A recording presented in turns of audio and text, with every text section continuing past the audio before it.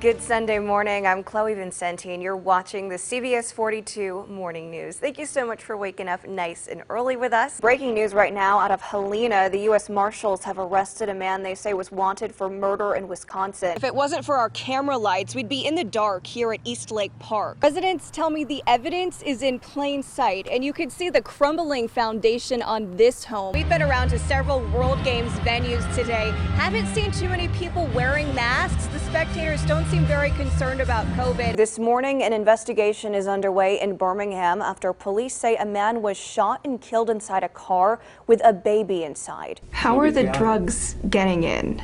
The inmates are not bringing it in. How would you make up the rest of the 14?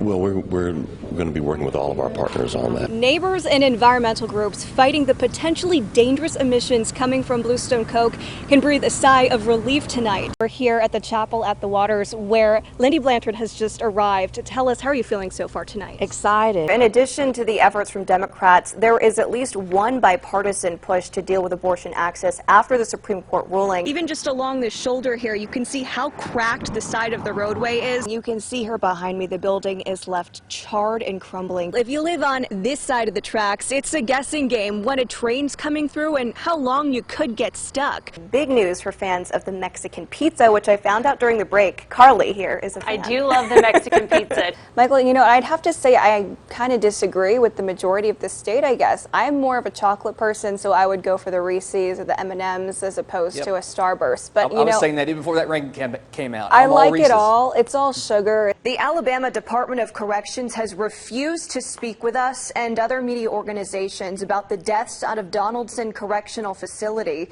and quite frankly, many of the concerns in prisons across the state. At Donaldson, the Jefferson County coroner tells me the homicide rate has tripled, and deadly drugs like fentanyl are getting through prison walls. I'm lucky to survive.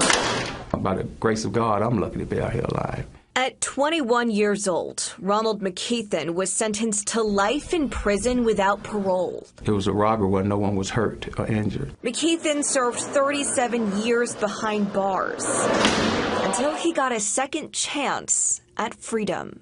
The DA took my petition to the judge and said, hey, you need to sign this.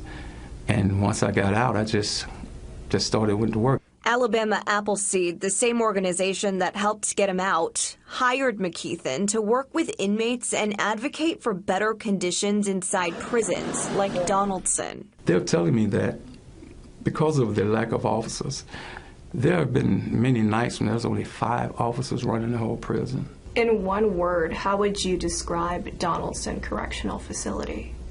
Chaotic. Just strictly chaotic. That is not safe for anyone there, officer or inmate. McKeithen says the facility is even worse now than when he was there. Homicides inside Donaldson so far this year have already tripled. According to the Jefferson County coroner, 6 people were murdered in 2022. Predominantly, we dealt with natural deaths out of William Donaldson, and we're seeing more traumatic deaths, some of which are due to homicide, then that can be an indicator, obviously, of more violence. Jefferson County Coroner Bill Yates says this year more inmates are dying from both homicides and overdoses. So far in 2022, 12 inmates in the county died from a drug overdose. 7 of those were at Donaldson. So what we're seeing in the prison is fentanyl, and we're seeing methamphetamine. So those same types of mixtures, those same products that's on the street is getting through the walls of the prison. Amidst the rise in overdose deaths and homicides inside state prisons, the Alabama Department of Corrections hasn't released any information to the public. We asked the department to answer our questions and were denied an interview. So we questioned the commissioner directly at an execution press conference in September. Commissioner, can you address the increase in violence and homicides at Donaldson Correctional Facility? Not at this time, I won't. Can we set up a time to do it another time? Yeah, maybe so. Certainly. When we followed up with the Alabama Department of Corrections, a spokesperson still denied us that interview despite the commissioner's comment. We then brought the same questions to Attorney General Steve Marshall. We have a violent population. The people that are serving time in prison right now need to be in facilities that we can accommodate and deal with them in a safe way, but we also need to make sure that we're keeping staff safe. But it's a tough population to deal with. We're also seeing a rise in opioid overdose deaths inside prisons, which begs the question of how are the drugs getting inside prison walls? No, I mean, I think it's a great question. When we see contraband being brought in, it raises questions that we need to be able to address, and I'm assuming is on the commissioner's radar. McKeithen says that's been happening for years, and it's fueling the violence. Inside a prison where you got a lot of drug use, you got a lot of anger, it's going to get crazy. How are the drugs getting in? The inmates are not bringing it in. I mean, like, how can the inmates bring drugs in? It's got to be the officers. It's got to be the staff. Freedom! Across the state, repeal the Habitual Offender Act. People are rallying for change, pointing the blame on Alabama Department of Corrections and state leaders. We're tired of more people coming out in body bags than they are making parole. I have stepped through more blood than I have stepped through grass during my time in prison. Making their voices heard as the state remains silent. What would you say to Governor Ivey, Commissioner John Hamm, Attorney General Stephen Marshall about the prisons, the people who can change things? I would tell them to find their heart. You got the power to stop all these deaths going in and out that gate. In recent months, there's been a number of concerning images and videos from inside Alabama prisons circulating on social media sites like TikTok. They show inmates being beaten, severely sick, and poor conditions inside prisons. Due to legal issues, we're not able to show them to you, but you can see them yourself by searching Alabama prison inmate TikTok. Good evening. This is West Virginia Governor Jim Justice. Now, you might be wondering what he has to do with a coke plant here in Birmingham. Governor Justice and his family actually have a pretty big hand in the coal industry, not just in West Virginia, but here in Alabama, too. The governor's website here says they own Bluestone Resources, the company that operates Bluestone Coke. The governor's son, Jay Justice, was appointed the CEO. Right now, Bluestone Coke doesn't have a business license, and if you remember from our report in September, the plant is also under fire from the Jefferson County Department of Health for air regulation violations. Neighbors who live nearby believe when Bluestone Coke was operating, it was making them sick, and fear that will continue if the plant resumes production in the spring. It just woke me up out of my sleep because I couldn't catch my breath due to the smell. When Amanda Doctor moved to North Birmingham back in June, she says it didn't take long before she noticed something wasn't right with the air she's breathing. My asthma is kicking in more. I have to be on my breathing machine every night now. You believe since you've moved here, your health conditions have gotten worse? Yes, it really have. Doctor blames the emissions from Bluestone Coke, which is right next to her neighborhood. The plant uses coal to produce Foundry Coke. Eric Harrod, who lives right across the street from Bluestone, showed us how the soot collects on his cars. Soot, he believes, is from Bluestone Coke. He's even more worried about what it's doing to his lungs. I don't know what I'm breathing, all that contamination over there. It's just a lot of stuff, man. Greater Birmingham Alliance to Stop Pollution's executive director Michael Hansen says neighbors here in North Birmingham call them with alarming concerns, fearing for their lives. Residents have been telling us for years about the health impacts, ranging from asthma attacks all the way to cancer and death. According to court documents, the Jefferson County Department of Health says Bluestone was violating several regulations put in place to protect the air quality and people's health. To see the health department finally come out with some strong actions, we're totally in support of that and thankful for it. GASP has successfully intervened into the civil suit against Bluestone Coke, hoping to get justice for the residents. In addition to the health concerns, we confirmed Bluestone Coke doesn't have a business license. According to the Birmingham Tax and License Division and Jefferson County Revenue Department, the company does not have an active business license in the city or county. Over the last several months, CBS 42 has reached out dozens of times by phone and email, requesting an interview with Bluestone Coke officials and Bluestone Resources owner, West Virginia Governor Jim Justice. All of those requests were either denied or unanswered.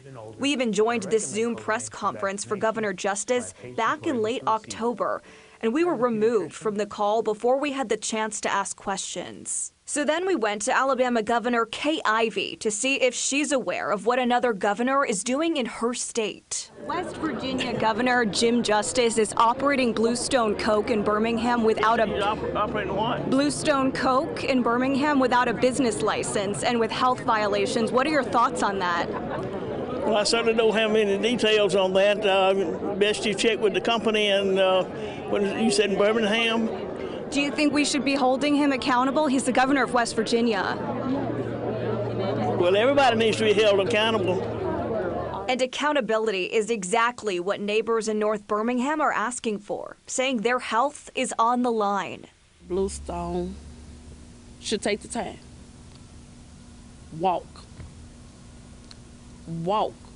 around and look what you are doing.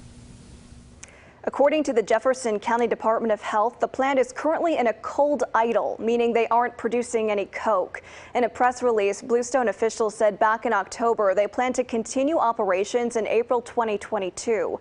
They promised to make upgrades to their facility that will increase safety, but haven't shared the specifics on how that will happen. Local coverage you can count on. This is the CBS 42 Morning News. Good Sunday morning. I'm Chloe Vincente, and you're watching the CBS 42 Morning News. Thank you so much for waking up nice and early with us. We're going to start with Storm Team meteorologist Michael Haynes and your Storm Team forecast. Michael, we have just been having the most beautiful fall weather. Really cannot complain. I could have this weather every day of the year. That's right, Chloe. We'll take it. That's for sure. We've had plenty of sunshine the past couple of days. Michael, thank you. All eyes are on the Crimson Tide as yesterday's game wrapped up homecoming in Tuscaloosa. A full week of festivities led up to the big showdown at Bryant-Denny Stadium. CBS 42's Allie Root was in the middle of all the action on campus and got a taste of what the fans have to say. Allie, thank you. Meanwhile, as homecoming was going on, Alabama took on the Mississippi State Bulldogs. Coming up later in sports, Taylor Kaufman will have your complete recap of the game. And it was a somber moment at Bryant-Denny Stadium yesterday, a moment of silence in honor of Mississippi State offensive lineman Sam Westmoreland. The 18-year-old freshman died suddenly on Wednesday. The cause of death has not been released. Friday would have been his 19th birthday. As we approach winter, health experts warn people to be aware of the dangers of carbon monoxide. Heaters, generators, and even candles can put you at risk. Experts recommend not running space heaters in enclosed spaces. Captain Orlando Reynolds with Birmingham Fire and Rescue says it's important to check the batteries on your carbon monoxide detector and smoke detector every 6 months. Anytime you have any questions or you feel like you're in danger, call 911, get us out there. We'll inspect and see what you got. If we can't help you, we'll give you the necessary resources that can. Captain Reynolds says a carbon monoxide detector should be installed over every level of your home. Well, Halloween may still be 9 days away, but that didn't stop one group of witches from getting a head start. The Trussville Witches Ride made its way through Cahaba Homestead yesterday evening. The ride honors a young boy who is battling cancer. Registration fees and donations will go to help his family pay for medical expenses. Awards were given out for Best Witch, Best Group Theme, and Best Broomstick. The ride wrapped up with a country western themed after party. And experts say Americans are expected to spend big this Halloween. The National Retail Federation predicts Halloween shopping will return to pre-pandemic levels. Americans are spending an estimated $10.6 billion on costumes, candy, and decorations. But this year, it's going to cost more due to inflation. Candy alone is up 13%. Julie Rome, Chief Marketing Officer for Party City, says they're not seeing the supply chain issues that impacted the holiday last year, so there should be plenty of those Spider-Man outfits, which is expected to be this year's top costume, and others are just flying off the shelves right now. Encanto was a smash hit. That's a really big one as well. We have Top Gun 2, my favorite, the Sanderson sisters, get together with a couple girlfriends, do the hocus pocus thing.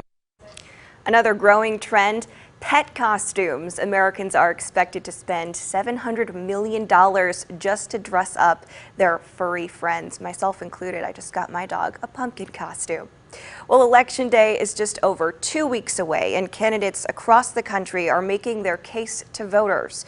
Control of the House and Senate hangs in the balance, and in some states, voting is already underway. Bradley Blackburn has more from the campaign trail. Coast to coast, it is a final push in tight midterm races. At his rally in Texas, former President Trump railed against the January 6th committee, but he did not say whether he will comply with the subpoena they sent him Friday. The deadline to register to vote here in Alabama is tomorrow. Several big races will be on the ballot in the state. That includes the race for governor and the U.S. Senate seat held by Richard Shelby. The general election is November 8th. You can find information about the candidates and a link to register to vote on our free CBS 42 News app. Just search voter registration. Turning now to the ongoing and escalating war in Ukraine this morning, the office of President Zelensky says airstrikes have plunged close to 1.4 million households into darkness. Meanwhile, evacuations are ramping up in parts of the country currently in Russian hands. Ukraine's military displayed Russian rockets that hit the Kharkiv region, including cluster bombs, which are banned in many countries. Ukrainian officials say an estimated 1/3 of the country is now without power. Time now this morning is 6:12. The Disney magic is still on ice for one last day. Ahead, we'll tell you how you can catch the show. And some folks in Bessemer make sure everyone get to experience Halloween. We'll bring you there. Stay with us.